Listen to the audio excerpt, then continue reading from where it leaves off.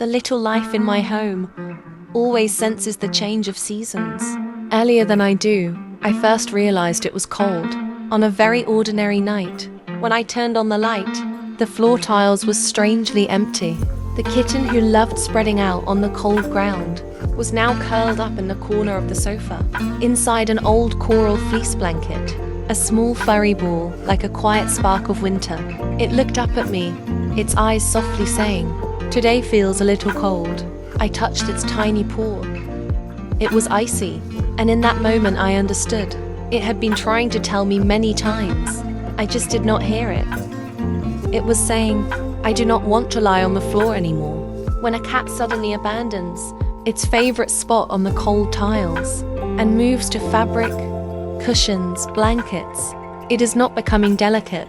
It is simply following its instinct, telling itself, "This place is warmer." Cats feel temperature much more sharply than we imagine. For them, winter arrives early. It was saying, "I want to hide my paws." Sleeping positions are a language.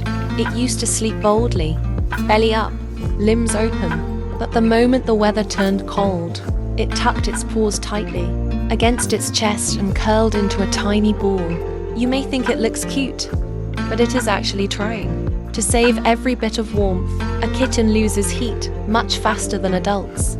Its body is far more fragile than it appears. It was saying, "Can I borrow some heat?"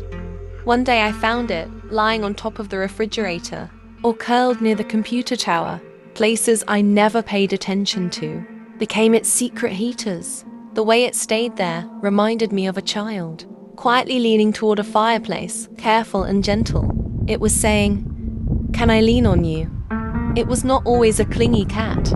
Before winter, it often moved away when I reached out. But as the days grew colder, it came to me on its own.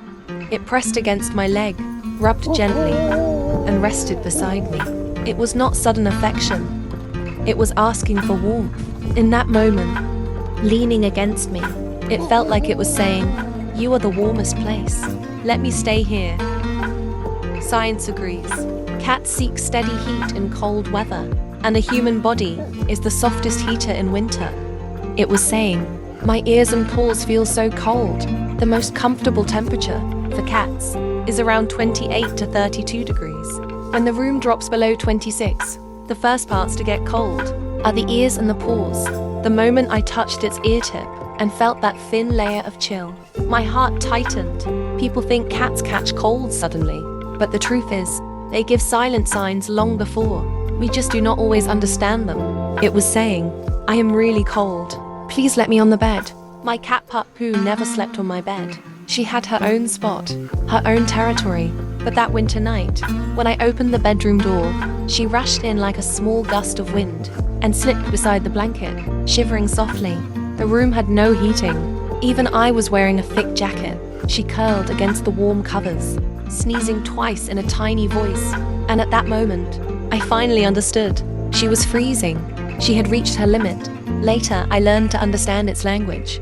Caring for a cat is not as complicated as it seems. When it tells you through its actions, through the way it sleeps, through its cold ears and tiny paws, "I am cold." What it really needs is simply your response in that moment.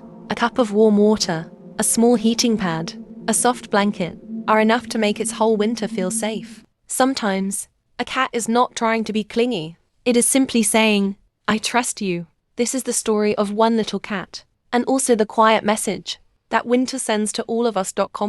May your cat, in this cold season, sleep in warmth, sleep in peace, and sleep in your love.